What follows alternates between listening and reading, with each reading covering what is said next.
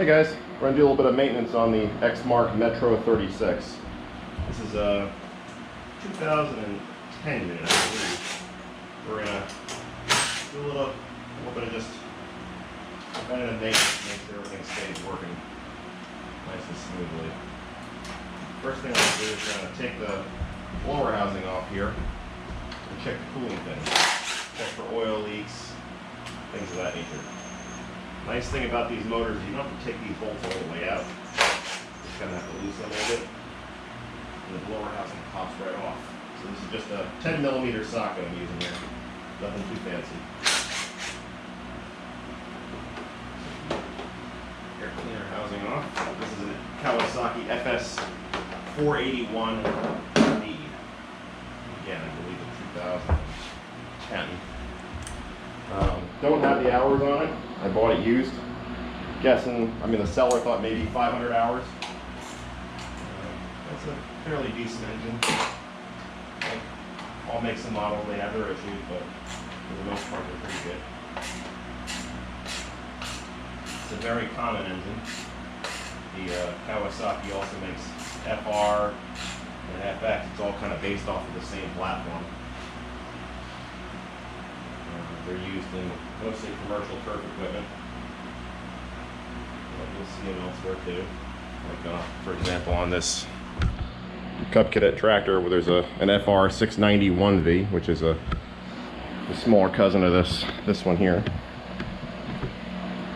So hopefully we got these all loosened up. Starter off. I gotta get the fuel pump off. It's just a Phillips head screwdriver on this side over here.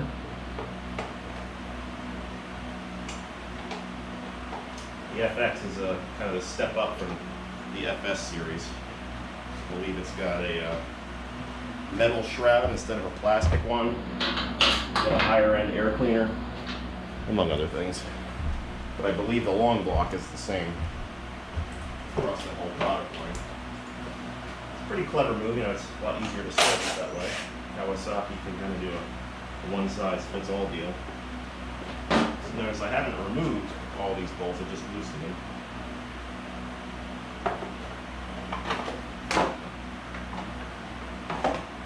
There we go. Pretty easy, not much to it. And we're just going to inspect the cooling fins, make sure there's not large amounts of debris in here. We're going to look for oil leaks. This engine looks pretty clean. I'll get you guys a little closer so you can see. How's that? Can you see? Kind of, maybe. You can also take an air gun and just kind of blow out the fin.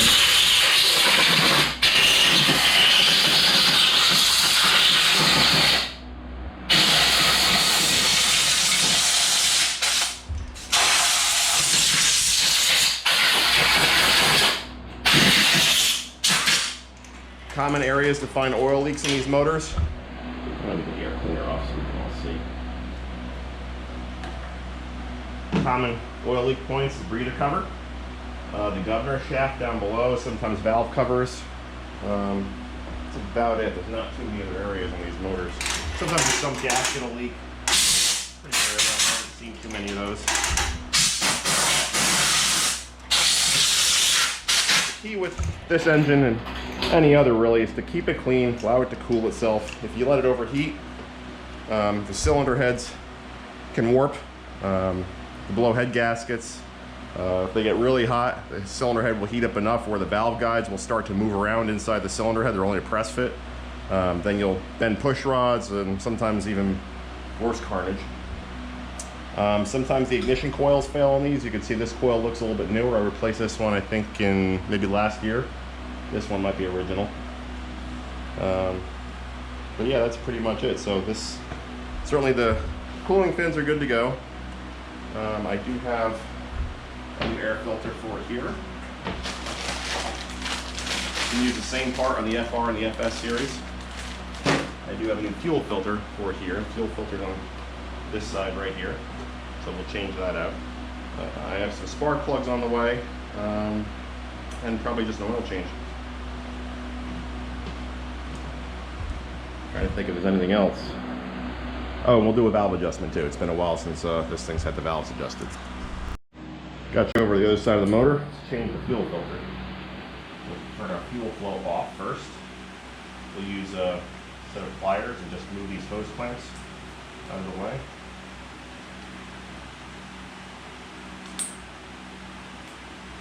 Did I give you guys the part number for the fuel filter? I don't think I did. I'll get that for you. Doesn't matter a great deal what it is though. It is a 49019 0027. You get them on Amazon. Now these are directional, so you have to make sure you look at the direction of flow, which is marked on the filter. So this little flat area goes towards the carburetor side. Just yank that off. Get that out of the way so we don't drain gas everywhere. Here. New one in. Pretty easy, right? Not much to it. Now there was a recall on these fuel filters years ago. I don't know exactly what years they were, but if you've never replaced the fuel filter and your machine is older, probably best to do that just to be on the safe side. I believe the recall had to do with fuel filters cracking and leaking and starting fires. Never personally seen that, but hey, it can happen. Cheap item. This fuel filter is maybe $7 or $8, not tragic. Alright, fuel filter's done. We got our air cleaner here. We'll put the blower housing back on first, so I'll make it a little bit easier. They say not to oil this element. It's pretty clearly marked in the packaging. I believe the only difference between this air filter and the one that comes on the FR from the factory is the FR filter doesn't have this foam pre-cleaner. Not crazy important, but hey, you can swap them in pretty easily. Alright, put the blower housing back on. Installation is a reverse removal. Alright, my stupid piece of crap GoPro Hero 7 Black crashed while I was shooting a video installing the air filter, but it's really not that difficult. You just got to loosen that clamp, take the old one out, put the new one in, tighten the clamp, make sure it's good and snug. So we got to wait for some spark plugs, got to wait for the engine to cool down, and we'll do a valve adjustment. Okay, so we got the balance of our parts in. We have a Wix 51394XP oil filter. We have two NGK spark plugs. This is a BPR4ES. And we have valve cover gaskets. So first thing I'm going to do is I'm going to take out the spark plugs, and that will allow us to turn the engine over more freely to do the valve adjustment. And we're got to take the plugs out anyway, right? Take that one out.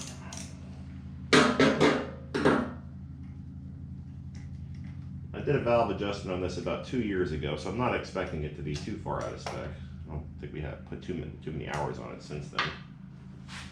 But I could be wrong. This does not have an hour meter. This is borrowed by the neighbors from time to time.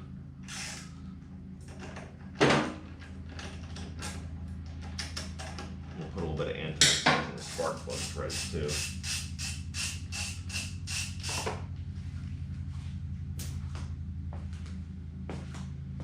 Okay. Now we're going to take valve cover off. I'm only going to cut one side. Both sides are identical. Some 10mm bolts.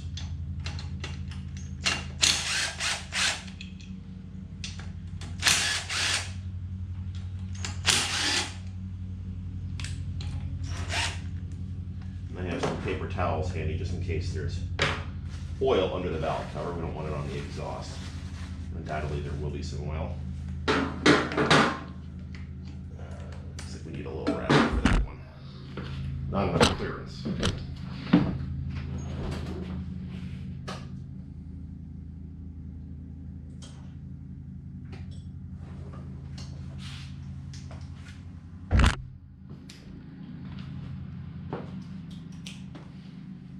You get the idea. Take all the bolts out. And we're making a mess. Bolts are out, so is a good amount of oil.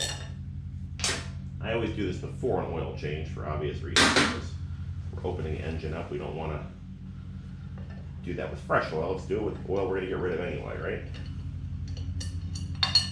Okay. So there we go. It's out. Let's get some fresh paper towel because that's getting a little oil clogged.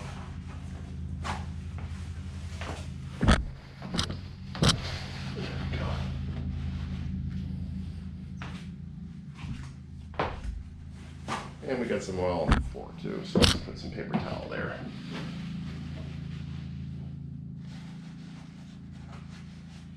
Okay. So what I do is I'll typically turn the engine over, figure out where we're at. So we're in the middle of an exhaust stroke right now. So that's a great time to check the intake valve clearance. You want between 4 and 6 thousandths.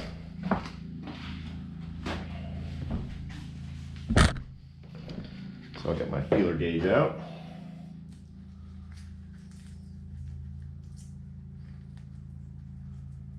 Somewhere. Here's 7 thousandths.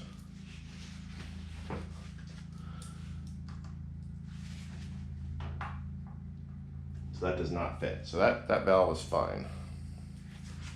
I'll pull it over again.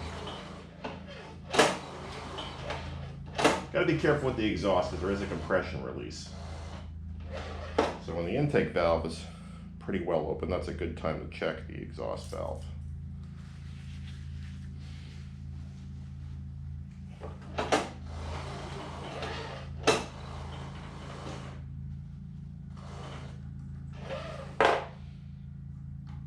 That one's actually pretty tight. Now a lot of guys will tell you to check this at top dead center and this and that, and I mean you can do all that, but I think it's kind of excessive in my opinion.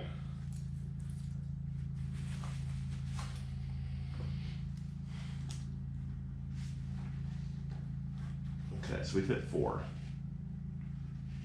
So that one, the exhaust valve's a little tight on this one, but it's within spec, so we get 4 thousandths in there without much trouble. Let's check intake again. Yeah, we're good. So this side's fine, no adjustment needed. And quite often that will be the case, unless you get a lot of hours on these things, or for some reason something falls out of spec. Just kind of a messy job.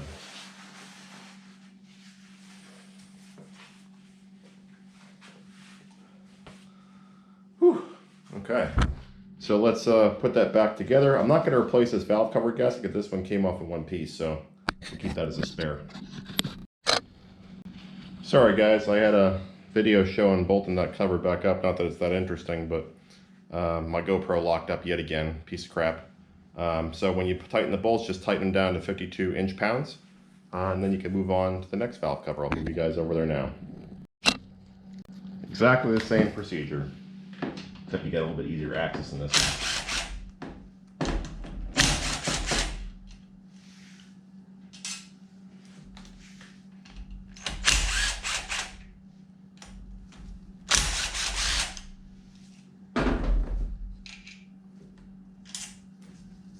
Much easier access. Oh, forgot a bolt. That's why it's not coming off. Imagine that. Things are sneaky. I'm going to try to hold some of the oil in the valve cover this time. Work smart, not hard, right?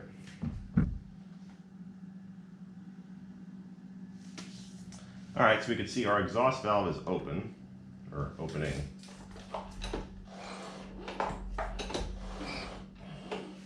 See, our intake valve is opening.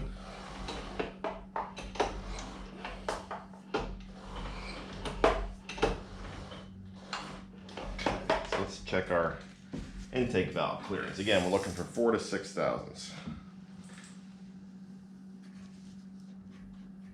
Got 4. We're good.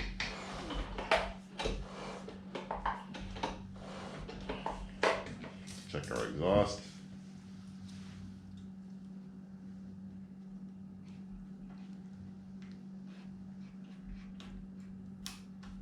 That was a little tight, actually.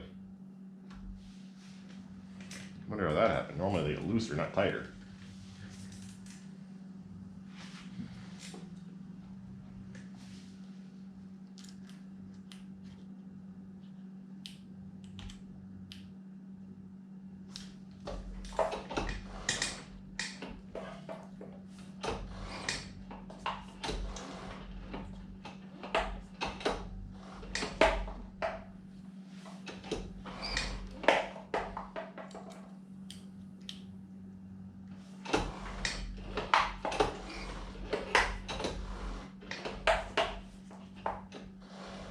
You know what?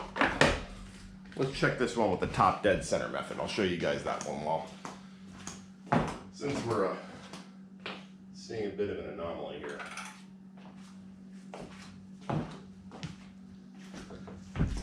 So, what I typically do is I'll use a long screwdriver, such as this one, to find the position of the piston.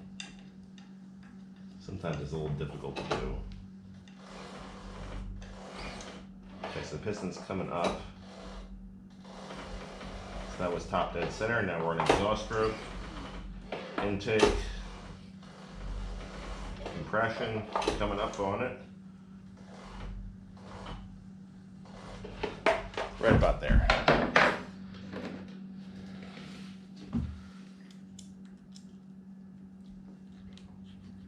That's okay.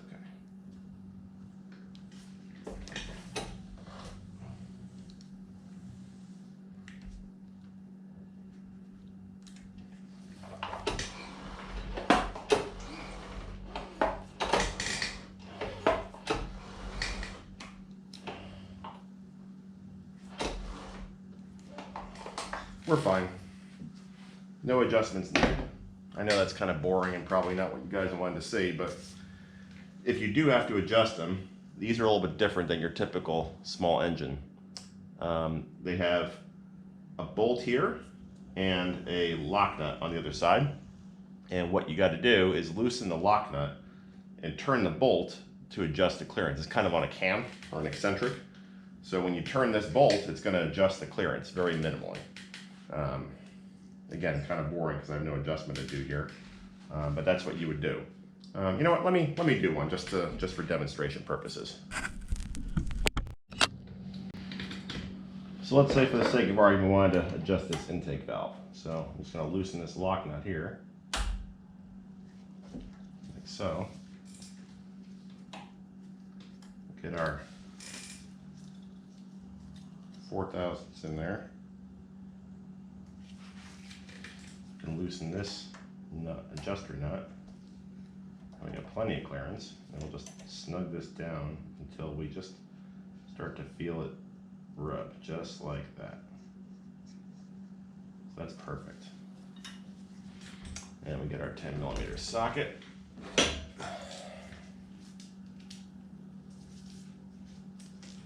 And we just tighten up that lock nut. And you gotta use the wrench to hold it in place, obviously. Make sure it still stays snug as you're tightening, because sometimes tightening a nut will cause the bolt to loosen. Make sure you snug it down real good. I don't remember what the torque spec is on those.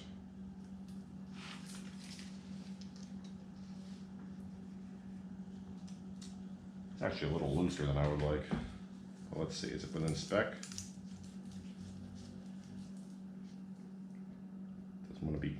Don't want it to be greater than 6/1000ths. Yeah, I think it's a little too loose. So might not get it on the first try.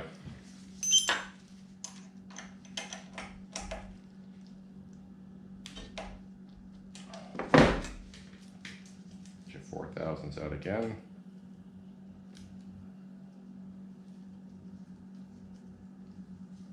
Somewhere in here.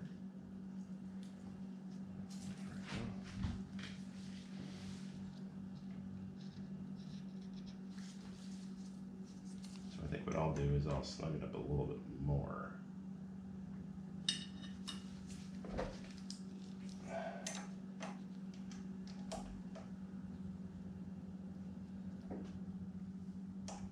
We're snugging down our lock again. There we go. That's much better. Okay. So hopefully that gives you an idea of what you need to do. These are, like I said, these are a little bit different than your typical small engine. Typical small engines will not have these little cams on there. They'll just have a little nut with a lock nut on there. But yeah, pretty easy, pretty simple, not much to it. And it saved a little bit of mess by catching the oil in the valve cover. And this gasket is fine, so I'm going to reuse this one as well. No sense replacing gaskets unless we have to. Go dump this oil out. Now you might be wondering, oh, you know what? Why don't I just set the valves with zero clearance? Well, when this machinery runs, it gets hot. And what do things do when they get hot? They expand. Now, if you make the valves too tight with no clearance, then when you're running it, the valve will actually stay open. You don't want that for various reasons. Chief among them is, well, two chief among them is to cool the valve, the engine relies on the valve touching the seat. If the valve never touches the seat or doesn't touch it for long enough, then you'll burn up the valve. Additionally, if the valve doesn't contact the seat well enough, you'll lose compression. So neither of those is terribly good. So it's important that you pay attention when you're adjusting your valve. And again, I'm just snugging these bolts down. Hopefully my GoPro didn't lock up. Nope, doesn't look like it did. Anybody else has similar woes with GoPros, please let me know. Am I doing something wrong? I simply cannot get this thing to work reliably. I'm using I've tried 3 recommended SD cards. I've tried formatting it, reinstalling the firmware, doing a manual install, this and that. Just about everything you can think of under the sun, and it just randomly locks up. Sometimes when I'm recording, sometimes when I'm not. Very inconsistent and very frustrating. Trying to provide some decent content for you guys, and all it does is act like a roadblock. So that valve cover is sealed up. Clean up any oil spills. Get rid of those paper towels. And now we'll install the new spark plugs. Now, years and years ago, you had to be really careful about installing spark plugs out of the box because sometimes the plugs would get banged around and it would close the gap. But what manufacturers are doing now is they put this little plastic cone on there to protect the gap. So I used to check these gaps out of the factory for a long time. I rarely do that anymore, I'll be honest with you, because I just don't really have that problem anymore. It's kind of a waste of time. So 2 new plugs. What I like to do is coat the threads with anti-seize. Makes them easier to remove at a later date if you ever need to. And hopefully at some point you do, and the motor lasts long enough that you do.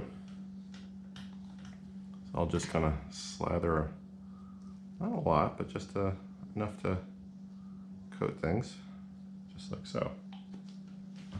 I'll put this spark plug, the other cylinder over there. I also like to use a little bit of dielectric grease on the electrode, or on the tip. That prevents corrosion and all sorts of other not nice things. Also makes the plug wire easy to install and remove. You can get this stuff on Amazon. This is about 1,000 years old. Just Permatex dielectric grease. So I got a little blob on the tip. That's what she said. Smear that around a bit.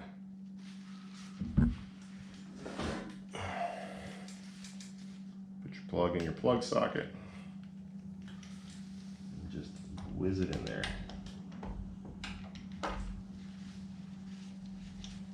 Just like so.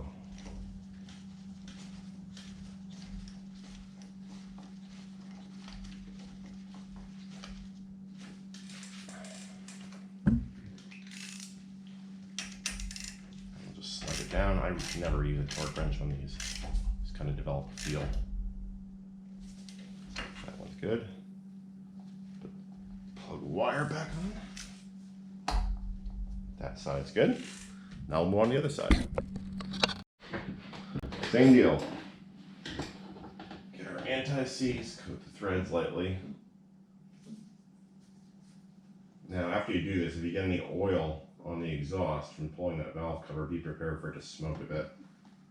It burns that oil off. It's kind of why you put those rags down, but it doesn't always work out the way you want it to. I got the anti-seize, a little glob of the electric grease.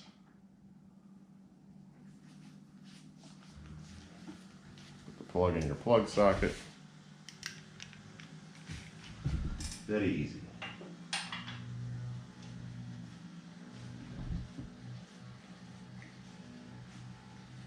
Like someone's getting a tree cut down out there. So you guys can hear that. think I said this earlier on, but just make sure you check these motors over really well for oil leaks. Because if you see any oil leaks, it's best to address those promptly. If you don't, the leaks will start to collect dirt, engine will overheat. That's when bad things start to happen. Best to prevent that from happening by just fixing any leaks promptly. Common leak points on these are the breather. I think I talked to you about that already. That's under the blower housing. You have the governor shaft seal, which will actually be replacing on that Kawasaki right there. That's the big brother of this one. You can see a little towel under the carburetor in the front there between the two cylinders. That's just collecting the oil that leaks out of the governor shaft. This one doesn't seem to have that problem though, at least not that I observed. So just give it a good clean. And what we'll do is we'll change the oil after we warm it up. I never want to change oil on a cold engine because then anything that might be in the crankcase is sitting at the bottom rather than suspended in the oil. But that's the last thing to do. Then we're good for another season. All right, time for the annual oil change. Going to start it up, let it idle, warm it up a little bit. Probably the smoke and the oil and the exhaust, but we'll deal with that. This is normally a one-pole engine. We'll see if that's supposed to be true on camera. Let's give her a shot.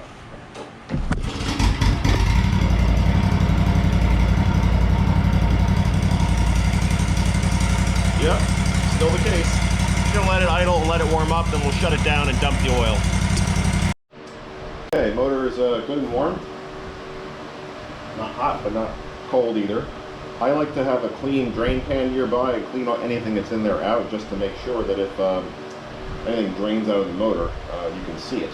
If you have crud in here already, you won't know if it was in the pan already or if it came out of the motor.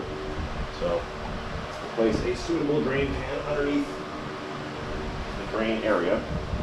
Makes a mess, I will remember this. Stick a wrench on the drain plug. I can make it a socket for that. This plastic drain plug. It's a 3/4. Yep, 3/4. And a little ratchet.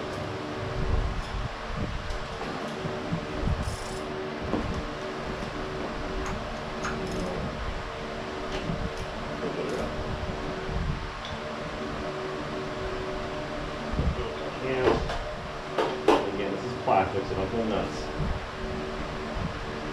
You guys don't want to forget that drain pan under here. There we go. And we'll loosen the oil fill cap slightly to remove the pressure inside the crankcase.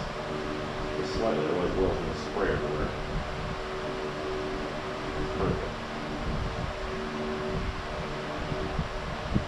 That lets air in to displace the oil. But if you take the oil fill cap off all the way, it'll spray across the room. You don't want that. Okay, I'll leave it in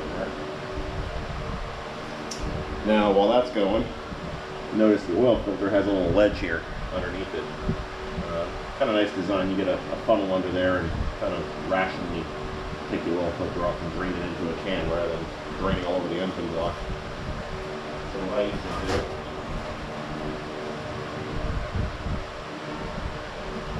take one of these transmission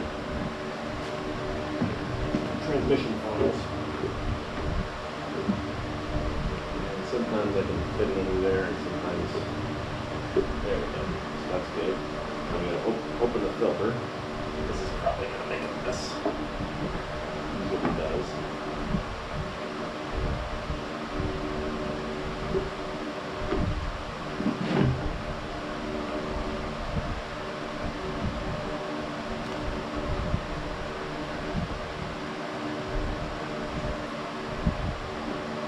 We are draining. And only leaking a little bit. So we'll let that sit for a couple minutes and then we'll come back. Okay, oil filter is drained. Just finish spinning it off. And I replace these with every oil change. You don't have to do that. There's actually 2 filters available for this engine.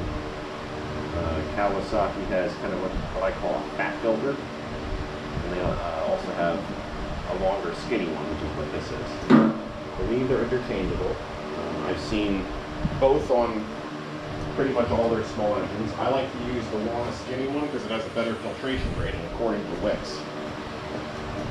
So it doesn't really cost any more, or any less for that matter. So I just use the longer skinny ones. And this is the part number for that.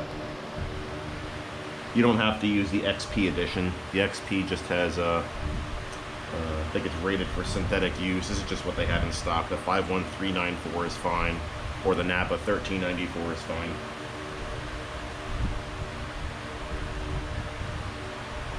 So we're just barely dripping out of the oil filter housing. Just take a rag and clean that off real good.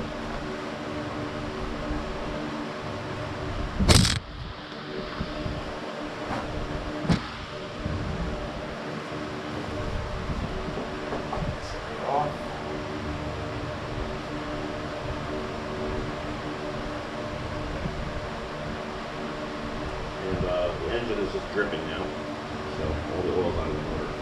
So we'll toss this filter. And I like to pre-fill the new filter a little bit, so I'm going to get some oil. Kawasaki has changed their guidelines. They used to recommend 1030 and 1040 in just about everything. Now, in climates like mine, in South Florida, they're actually recommending a 1550 or a 2050.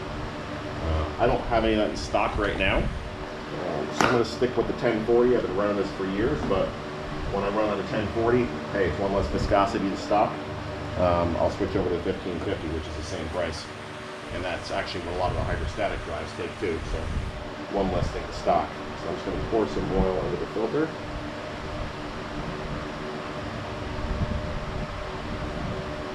Okay, that's done. A little bit of oil on the O-ring.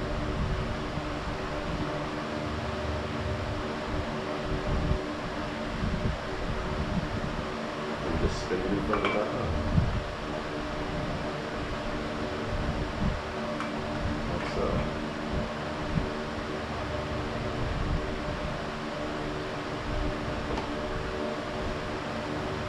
Okay. So let the engine continue to drip a little bit more. I like to pour a little bit of new oil, fresh oil down there just to drain any of the excess out of there, but you don't really have to do that. That's just me being me. Got my funnel in place. I'm just going to pour a little bit of fresh oil down in there. A little wasteful, but make sure there's nothing left in there, or very little left in there. And now we can put our crank plug back in.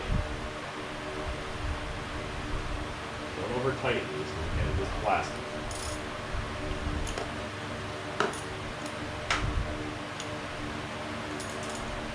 You want to create a new problem for yourself. Okay, perfect. So now we'll dump some fresh oil in there. It holds roughly 2 quarts. But I'll just pour some in there and check, pour some in there and check. And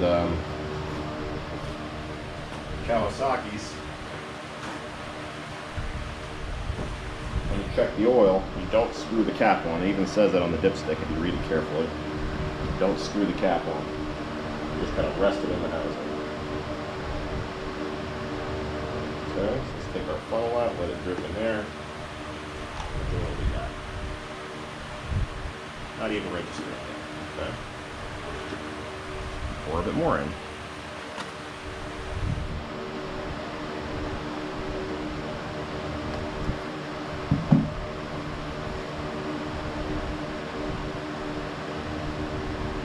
And also keep in mind that when you start it, after you change it, the level's going to go down a bit. So I usually overfill it a little bit when I'm doing this. Not a lot, just a little bit.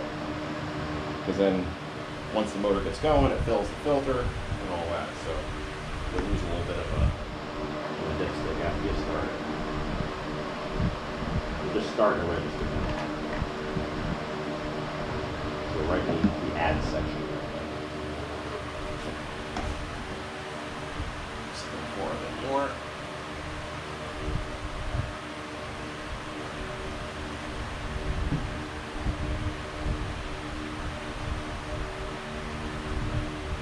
just repeat this process until you're in the full line, or between the add and the full line. Okay, we're just a little bit above the add line, so now we're going to put the oil fill cap back in, start it up, let it run for a minute, and then we'll check the oil again.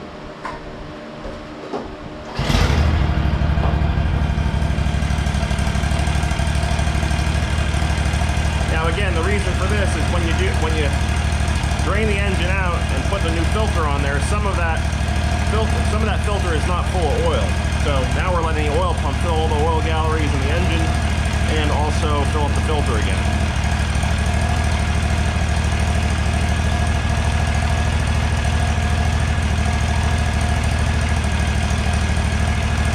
So by now that filter is, I'm sure, full. So we're going to shut it down and check our oil level again.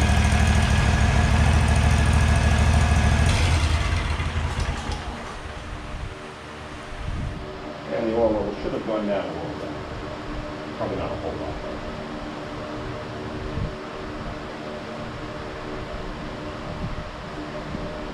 Obviously, if you decide not to pre-fill the filter, it'll go down more. So we're right just a tad under the full mark, so we're perfect. And that's it. So pretty easy to maintain these Kawasaki engines. Don't forget the drain pan under the mower. I've done that before and spilled all 2 quarts onto the floor. But don't do what I did. So hopefully you guys found this servicing video helpful. If you like the video and want to see more of this stuff, or if you have any suggestions, please subscribe and leave any suggestions in the comments box. Thanks, and stay safe. Forgot to mention, an easy way to keep track of maintenance is to write the date you changed the oil last on the oil filter. So just take a little silver Sharpie.